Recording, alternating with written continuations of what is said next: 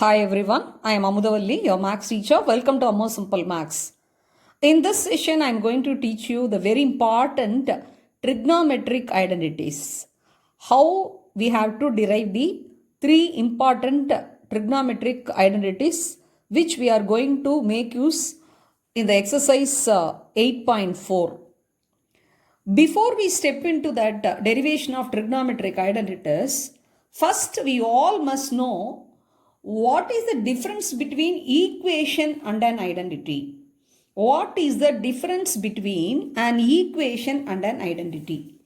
Okay, equation means equality. The word itself tells equation means it's an equality. See, for example, see I have written here 4x equal to 20. 4x on left hand side one expression is there, right hand side one constant is there.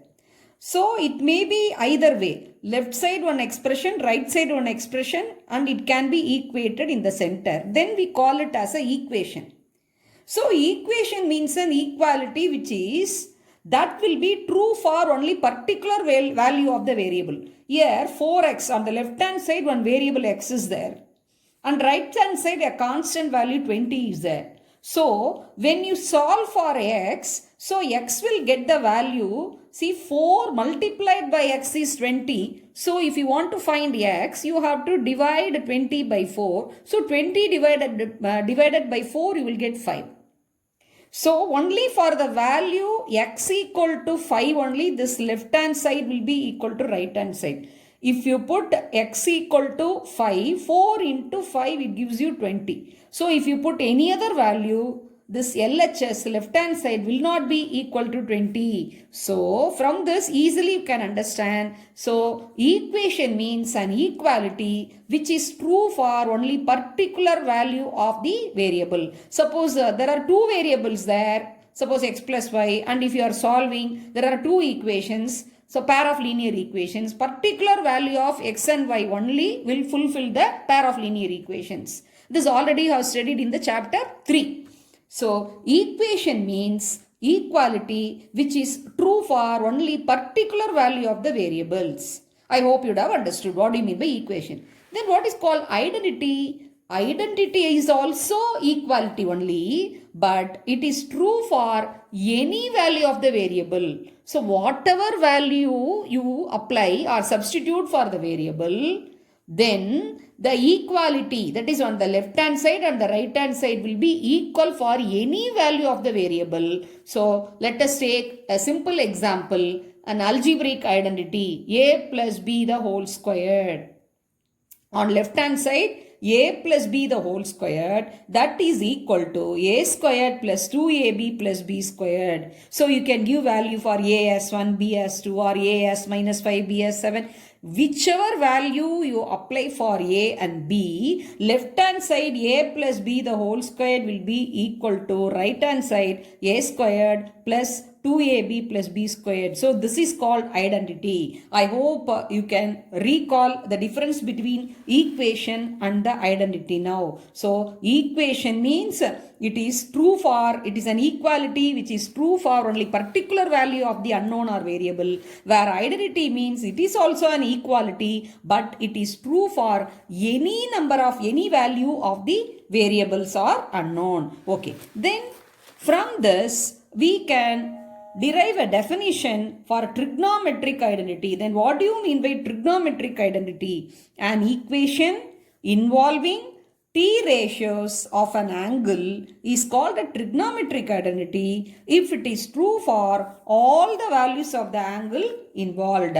Suppose trigonometric identity means it will be an equality like this, left hand side and right hand side. So whatever angle if you put, so that will be true for that, then it is called trigonometric identity. Now let me teach you the derivation of the first trigonometric identity. Here let us take a right angled triangle ABC which is right angled at B. Let us take a right angled triangle which is right angled at B. So A and C are the two acute angles and angle B is 90 degree. So the side opposite to 90 degree is called as hypotenuse, and the two sides here BC is called as base, and shortly we can denote by the letter capital B, and this is perpendicular. So one side is base, another one is perpendicular. It is denoted by P. Hypotenuse is denoted by H. Now let us recall the Pythagoras theorem. So as per Pythagoras theorem, the square on the hypotenuse is equal to the sum of the square on the other two sides. So we can write AB squared plus BC squared equal to AC squared, that is nothing but the hypotenuse. Okay, in the place of AB squared, so we can shortly write P squared, perpendicular square, plus BC, here we have taken base. So in the place of base, we have taken capital B, letter B. So P squared plus B squared equal to hypotenuse squared, that is H squared. Okay, first let us divide throughout this equation throughout by H squared. So P squared by H squared plus B squared by H squared equal to H squared divided by H squared. This P squared by H squared you can write as P by H the whole squared.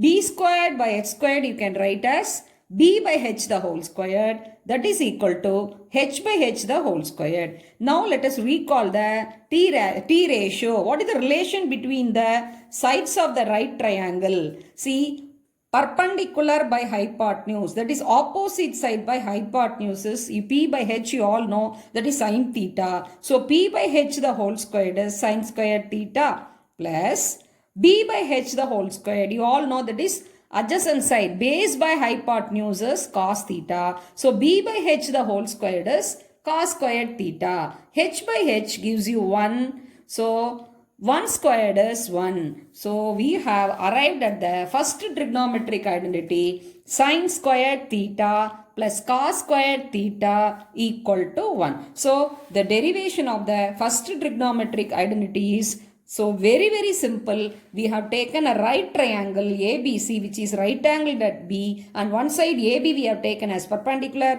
and the other side BC as we have taken as base, and AC is the hypotenuse. And as per Pythagoras theorem, we are writing the relationship AB squared plus BC squared equal to AC squared. That is nothing but B squared plus B squared is equal to H squared. So throughout we are dividing by H squared. So it gives you the first identity, that is sin squared theta plus cos squared theta equal to 1. That is the first trigonometric identity. And this is a very important note. This first identity is true for all the values of theta. The condition is the theta must be greater than or equal to 0 degree and also less than or equal to 90 degree. So that means the theta can be 0 degree or more than 0 degree, and the theta can be, the angle can be less than 90 degree or equal to 90 degree.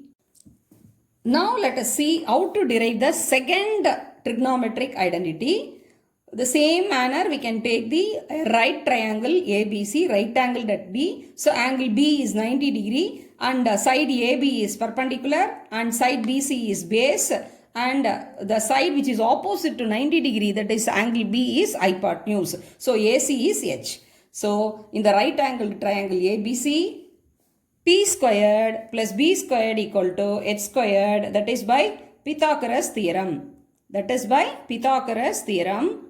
So even for the first derivation, we have taken the same thing. In the first derivation, we divided this throughout by H squared. Now for deriving the second trigonometric identity, let us divide throughout by B squared. That is P squared by B squared plus B squared by B squared equal to H squared by B squared. So this can be written as P squared by B squared is nothing but P by B the whole squared, and B squared by B squared is B by B the whole squared. H squared by B squared is nothing but H by B the whole squared. Okay, now you can recall what is the relationship between, that is the ratio of perpendicular by base, that is opposite side by adjacent side, is you all know, that is tan theta. So P by B the whole squared is tan squared theta. B by B gives you 1. So 1 squared, that is tan squared theta plus 1 squared equal to H by B, hypotenuse by B, base. So that is nothing but sec, that is reciprocal of cos theta. Cos theta is B by H, that is adjacent side by hypotenuse. The reciprocal H by B, that represents sec theta. So h by b the whole squared is sec squared theta. Therefore, we derived the second trigonometric identity, that is sec squared theta equal to 1 plus tan squared theta. So the first identity is sin squared theta plus cos squared theta equal to 1. And the second identity is sec squared theta equal to 1 plus tan squared theta, or we can say 1 plus tan squared theta equal to sec squared theta, or tan squared theta plus 1 equal to sec squared theta. In any way the order may change, but sec squared theta equal to 1 plus tan squared theta is the second identity. So this we are deriving by dividing throughout by b squared. First identity we derived throughout by dividing h squared, and this is true for all theta, that is all angles, such that the theta must be greater than or equal to 0 degree but less than 90 degree. In the first identity, the theta is greater than or equal to 0 degree and less than or equal to 90 degree. But you see note the difference. Here the angle theta must be equal to 0 degree or greater than 0 degree, but it must be less than 90 degree. So it must be less than 90 degree. It should not be equal to 90 degree. Okay. Now, similarly, now using the same right triangle, we can derive the third identity. So p squared plus b squared equal to h squared. For first identity, throughout we divided by h squared. For the second identity, throughout we divided by b squared. To derive the third identity, throughout let us derive by the p squared. So p squared by p squared plus b squared by p squared equal to h squared by p squared. So p squared by p squared is nothing but p by p the whole squared, and b squared by p squared is b by p the whole squared. H squared by p squared is nothing but h by p the whole squared. P by p is 1, so 1 squared plus b by p, that is base by perpendicular, adjacent side by opposite side. This is nothing but reciprocal of tan, so that is cot theta. So b by p the whole squared is cot squared theta. H by p is the reciprocal of that is sin theta, because sin theta is p by h. So the reciprocal of sin theta is cosec theta. So h by p the whole squared is cosec squared theta. So we have arrived at the third trigonometric identity. 1 squared plus cot squared theta equal to cosec squared theta. You all know 1 squared is 1. So that can be written as 1 plus cot squared theta equal to cosec squared theta. Cosec squared theta equal to 1 plus cot squared theta is a third identity. And this is true for all the values of theta, such that the angle theta must be greater than 0 degree. See, whereas the second identity, it can be equal to 0 degree and it can be greater than 0 degree. But here for the third identity, cosec squared theta equal to 1 plus cot squared theta, this will hold good, and this is true for when the angle theta must be greater, when is greater than 0 degree. It should not be equal to 0 degree, because in that case it will not be defined. It is infinity, it is not defined, and the angle theta must be less than or equal to 90 degree. So in the second identity, if it is equal to 90 degree, it is not defined. So it must be less than 90 degree. And here for third identity, the angle should not be equal to 0 degree, because in that case it will not be defined. So these three conditions you have to remember carefully to solve many problems. And this is the derivation of three trigonometric identities. I hope you have understood. Very simple derivation only. You have to watch the video several times and practice well. If you have any doubt, you can ask in the comment section. Thanks for watching.